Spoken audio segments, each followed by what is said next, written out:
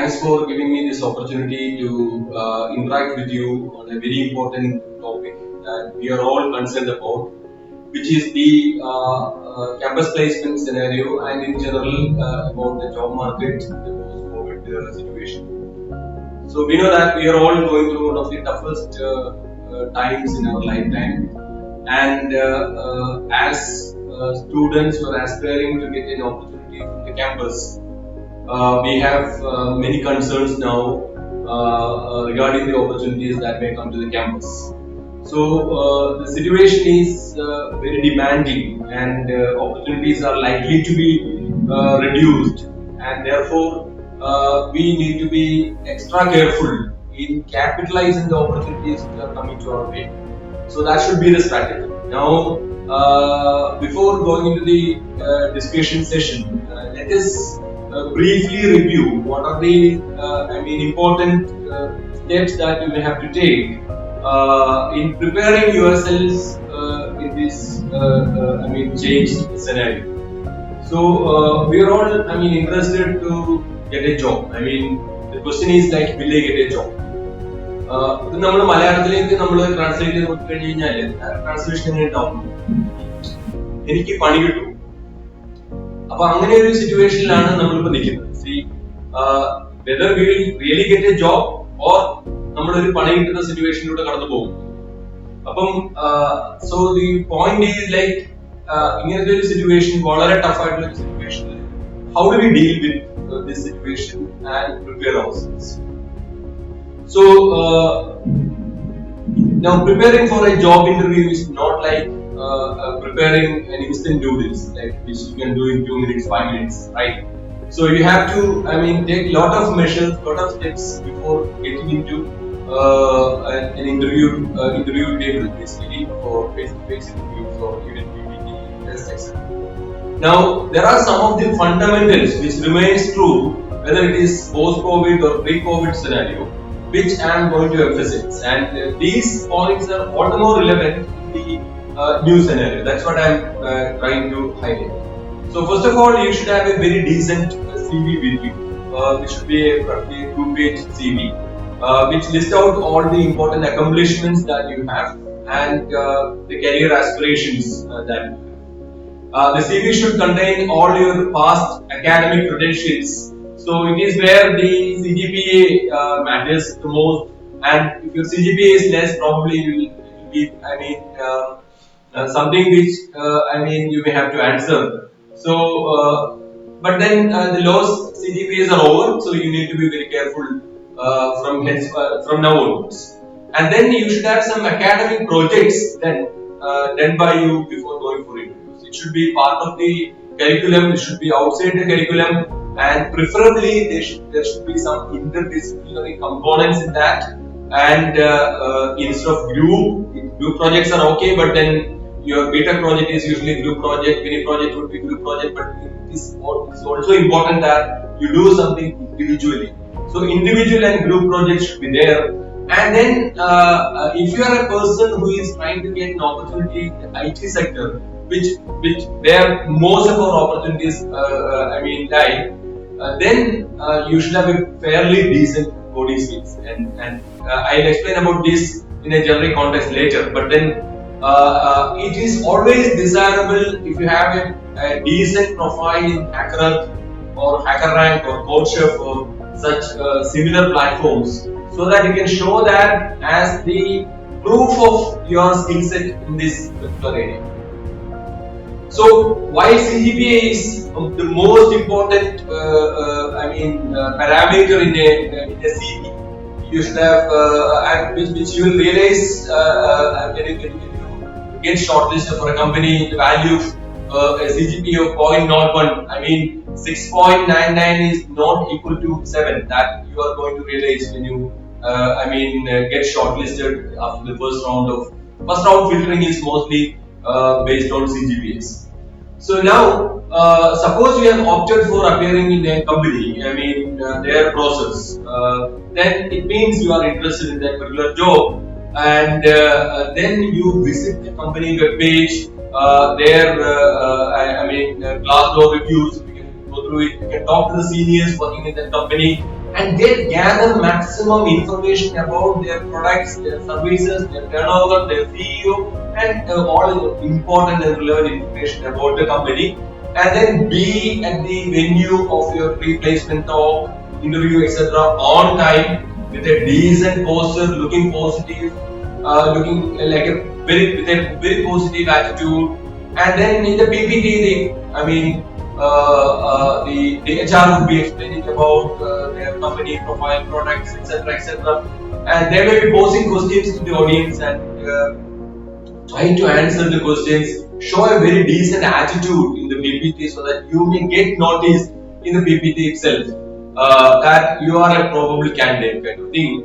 So you create a first impression in your PPT. So be very careful with that. And then the next round of thing after CGPA is like your four important skill sets. First is your aptitude, your skill set in the aptitude, cracking the aptitude test, your aptitude for a job, aptitude for a profile.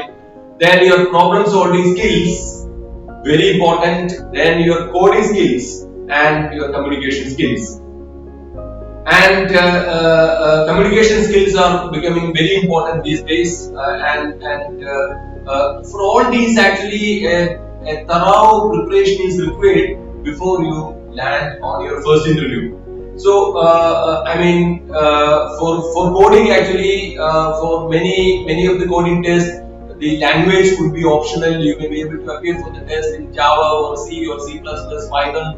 But then, as far as communication is considered, then you don't have any other option but to speak in English. So therefore, you should be very prepared to communicate in good English, right? Companies will compare the students from various colleges, and many of the non-CS students, non-circuit branch, I can say, students also are required to learning coding business, because earlier there was a distinction of jobs, like we have what is called as white collar job and blue collar job, where white collar job was referred to as jobs in the offices, air conditioning premises, whereas blue colored job was like jobs in the offices, factories. So now you can see that the boundaries slowly vanishing, and for the blue collar job also, like jobs meant for electrical, mechanical, civil, all these people also will require decent coding skills. So coding has become a kind of a skill set for even for a blue collar job. So therefore, everyone should have decent coding skills. And communication skills, obviously, you need to improve over a period of time. And then, there are various techniques, but you can watch English movies, English series, first with subtitle, and then, without subtitle, and try to have more, exposure to listening to good English. And another challenge that you may experience in the post-COVID scenario is that many of the interviews may be happening by through virtual platforms like Zoom or Google Meet or Microsoft Teams or similar platforms. So therefore, you will get only a very little chance to listen to a question. You may not even ask people to repeat the question. So you just listen to the question very carefully, and then you have to answer in a very crisp and clear manner, so that within the limited time you will be able to make an impression about yourself and about your skill set. Now, the technical interviews. Now, the technical interviewers want to assess your technical knowledge. So they may not expect you to answer everything from beginning to end, but they may probably look at, how you are approaching a question, basically. Whether your initial thinking of the solution is right, and maybe with some clues, whether you are able to reach a final solution correctly. So they would like to know what you know, but more than that, how much you know about a particular problem, and how do you approach a problem given that some hints are given to you for solving such a problem. So many of the times, the feedback that we have received from companies is that the people are not understanding the question on the first hand, and they are not having serious technical projects, so they are not very confident about answering. They don't have interdisciplinary projects. They don't have any idea about what is happening in the industry. So therefore, people should be able to understand, like for example, Industry 4.0, which is a buzzword now, artificial intelligence, machine learning. So it is not just diverting some terminologies, but you should have some exposure in these, either by learning a proper course through Coursera or some other platforms, and do some projects in these areas. And which is increasingly important for people from all branches, irrespective of whether you are from a circuit branch or a non-circuit branch. So HR interviews are also very important, and HR interviews you have to answer, like explain about yourself in 2 minutes. So why are you interested in this job, and where do you find in our organization after 2 years, 5 years, 10 years? What are your strengths? What are your shortcomings? So these are typical questions for which you may have to find an answer before coming to the interview, and prepare yourself to say, not like giving a recorded answer, but then something coming from your, inner self. So, people will look at, how do you answer these questions, and how do you hide information, what is your expressing capability, and whether your attitude is positive or not. So, for all these actually, these are standard questions. You need to practice, practice, and practice. So first, record using a webcam, and then listen and attempt to improve. Ask your friends, comment on your, answers, and then get their feedback and improve upon that. And repeat. After a few iterations, do this repeatedly, and wherever possible, sign in for mock interviews and all, and prepare yourself. So one important aspect I want to highlight is that now obviously opportunities are going to be less, but opportunities will be coming definitely to all campuses. So it is up to you whether you are able to capture that opportunity or not. So if your campus has about, say, 50 companies visited this year, next year it could be something like 30 or 33 companies. So opportunities may be less. But then, if you anticipate this new scenario and prepare take that extra effort to prepare for these challenges, then obviously, you are going to get better opportunities. Some sectors may be facing some issues, but there are a lot of new emerging sectors, especially the data entry sectors, health sectors, etc. A lot of opportunities may be coming. So, this is what I want to say in a nutshell, and then we will check up specific questions now. Thank you.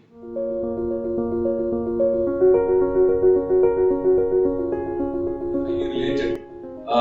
This is asking about the opportunities in the startup sector after completing BTech, and in the startup sector again, probably after completing BTech and MBA. So I would recommend you to venture into a startup only after acquiring a few years of experience in an industry that you may like. That is my first advice, because there are a lot of startups, which are basically, started by people who are only 5 years, and then immediately after BTechs, and failing after a couple of years. So, some level of industry exposure is always helpful in deciding what should be the areas that you may have to target in making the startup successful, and how to analyze the market and how to find clients and so on. So there are various sectors which may emerge in the post-COVID scenario. For example, healthcare sectors, the data analytics associated with the healthcare data. It would be a very important sector itself coming into the post-COVID scenario, and overall, medical, education sectors, for example, online education now, with that will become a norm from now onwards, mostly, even if COVID goes away. And so therefore, these are some of the areas. But then, more than the market hot areas, one should pursue something which he or she is very passionate about. As if you want to make the startup successful, so that's what we have seen. Mostly people who have become successful entrepreneurs. So they all had that kind of a passion for achieving something which they like the most, and they will be able to capitalize the markets also and then become successful. So MBA as such is a very expensive program, especially if you are doing from an institute of management or similar institutions. So you will have big financial liability after MBA, and you may not be able to directly go for another startup immediately after MBA because you may have to pay your education loan sometimes. It is always therefore desirable to work for 2 3 or 4 years and then go for a startup. But if you are having the financial backup, then probably you can go for an MBA and then go for a startup, or even after BTech you can make an attempt. There are a lot of schemes by government in various sectors. You can also look for that and then capitalize the available opportunities. But my prime advice is you work for a couple of years at least before venturing into the startup. Thank you.